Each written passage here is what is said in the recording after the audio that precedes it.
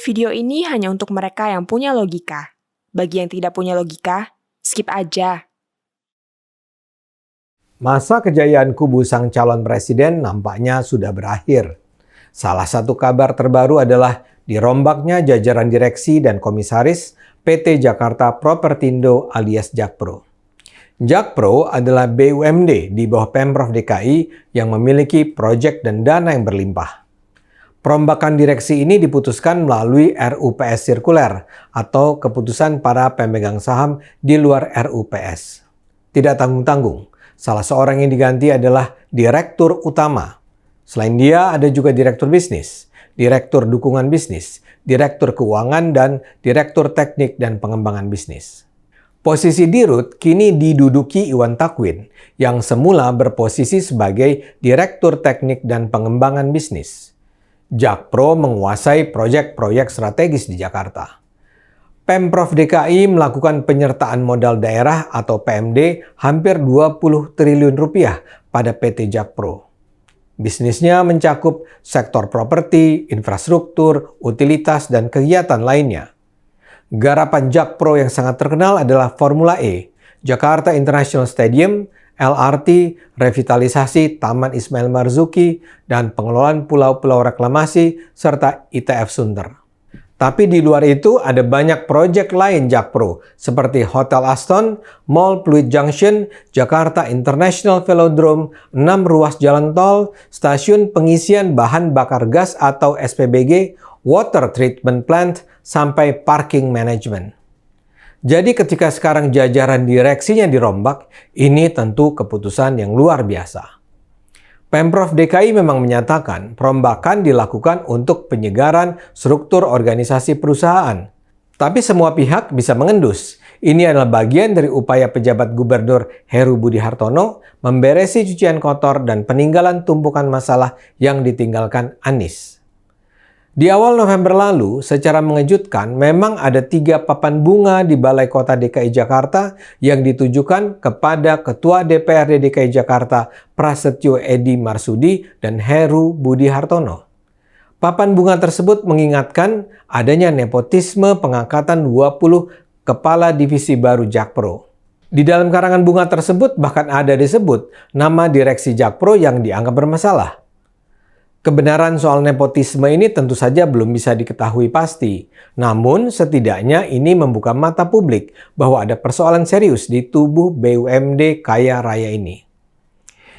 Para pecinta Anies tentu saja terganggu dengan perombakan direksi ini. Salah seorang yang nyinyir adalah pecinta Anies, pengamat politik dari Universitas Al-Azhar Indonesia, Ujang Komarudin. Dia bilang perombakan ini adalah upaya Heru menyikat orang-orang Anies. Menurut Ujang, hal semacam ini sudah menjadi tradisi yang membuat pemerintahan menjadi buruk. Ujang menuduh pergantian semacam ini merusak birokrasi.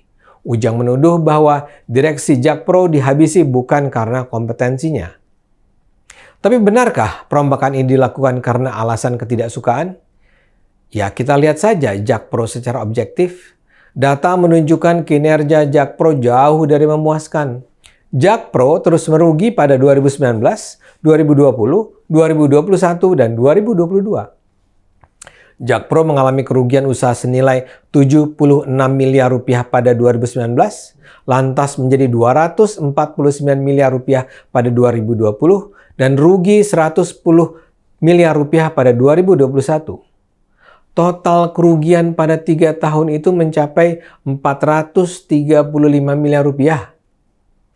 Neraca keuangan tahun 2022 belum lagi dihitung. Tapi mengingat besarnya pengeluaran untuk Formula E, hampir pasti Jakpro akan kembali rugi besar. Dari situ saja wajar kalau Heru harus merombak direksi. Namun di luar soal rugi laba pun kinerja Jakpro sungguh memalukan. Soal Formula E misalnya. Penyelenggaraan balapan itu sudah 5 bulan berlalu. Tapi sampai sekarang, laporan keuangan belum juga diserahkan ke DPRD DKI Jakarta. DPRD sudah berulang kali mempertanyakan laporan keuangan Jakpro, termasuk dalam sidang paripurna laporan pertanggungjawaban oleh Anies.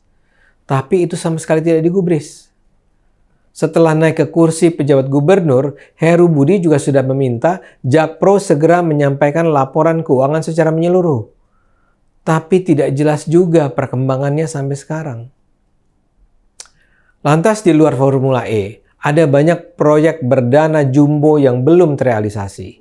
Salah satu yang terpenting adalah pembangunan ITF atau Intermediate Treatment Facility di Sunter, Jakarta Utara. ITF adalah tempat pengolahan sampah yang merupakan salah satu kegiatan strategis daerah di Jakarta. Nilai proyeknya 340 juta dolar atau sekitar 5,2 triliun rupiah. Sebagian besar biaya tersebut diperoleh dari pinjaman Program Pemulihan Ekonomi Nasional atau PEN.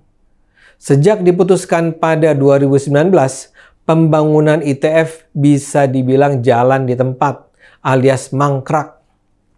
Bahkan pengadaan tanahnya pun belum terrealisasi. Kasus lain adalah soal revitalisasi Taman Ismail Marzuki.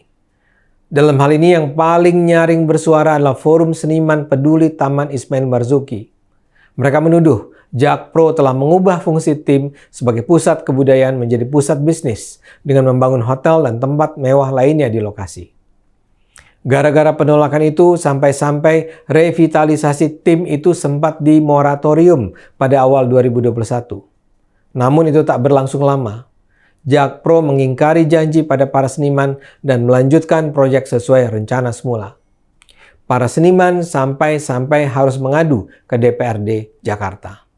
Melihat rangkaian kekacauan ini, bisa dipahami bila saat ini harus ada pembersihan di jajaran direksi Jakpro. Ada uang rakyat dalam jumlah begitu besar yang dikelola dengan cara yang sembarangan.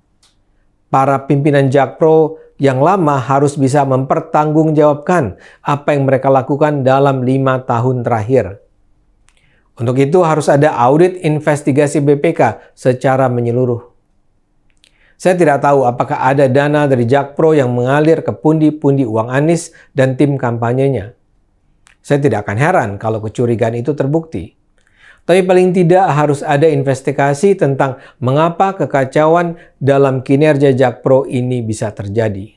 Ayo gunakan akal sehat, karena hanya kalau kita gunakan akal sehat, bangsa ini akan selamat.